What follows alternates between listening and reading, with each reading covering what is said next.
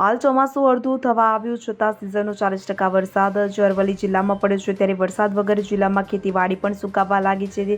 આજે બપોરે અરવલ્લી જિલ્લાના મોડાસા શહેર અને આસપાસના વિસ્તારોમાં વરસાદ થતાં ખેતી પાકને જીવનદાન મળ્યું છે. મોડાસા શહેર અને આસપાસના ગ્રામ્ય વિસ્તારોમાં આજે બપોર બાદ ધોધમાર વરસાદ ખાબક્યો હતો, જેને કારણે વાતાવરણમાં ઠંડક પ્રસરી હતી. અસહ્ય ઉકળાટમાંથી છુટકારો મળ્યો તો ખાસ ખેડૂતોના મગફળી, સોયાબીન અને કપાસના સુકાતા પાકને જીવનદાન મળ્યું. હજુ પણ વરસાદથી અન્ય વિસ્તારોમાં પણ સુકારો છે, ત્યારે વધુ વરસાદની જરૂર છે, ત્યારે ખેડૂતો પણ વધુ વરસાદ આવે તેવી પ્રાર્થના કરી રહ્યા છે. Bureau report CN24 news.